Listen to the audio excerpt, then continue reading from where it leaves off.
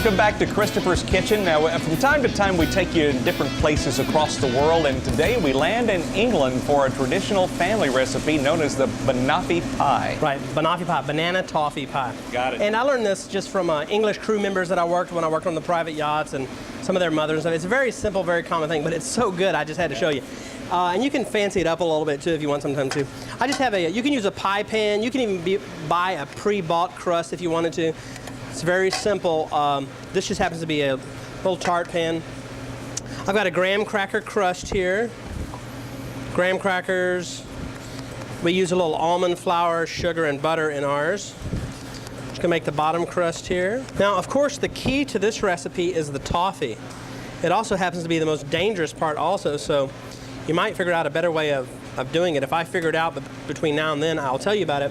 But that is this Eagle brand sweetened condensed milk. Now, the way that the English do it, and I'm sure a lot of people do that do similar recipes like this, they put that on the stove with water and cook it for an hour on one side and an hour on the other.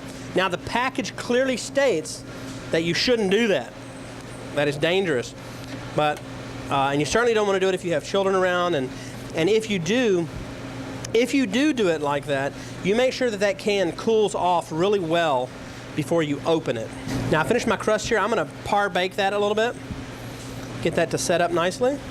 Now, remember that that toffee takes at least 2 hours to cook, and you really need to do it the day of, because once it gets chilled, it's too hard to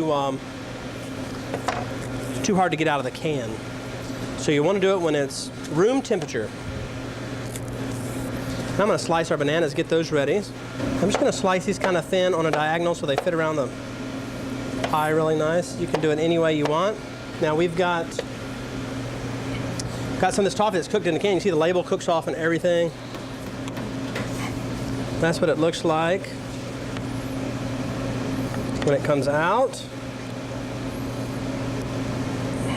a little bit dangerous, but it's the good stuff. Okay, we're going to pour that right in the bottom of our crust. And then we're going to start layering some bananas.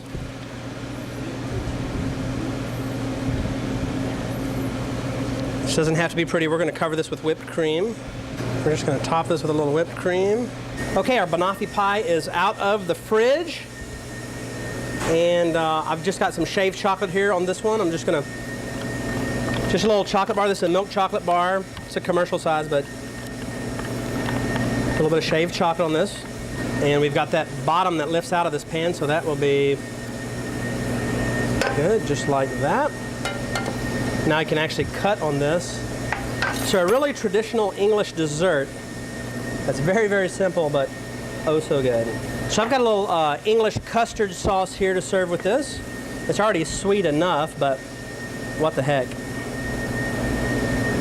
Okay, and I might garnish the plate with a little bit more chocolate shavings. Now, we just happen to make some chocolate fans just to make it a little bit fancier. That's how, something like that. We might show you how to do one on one of those shows.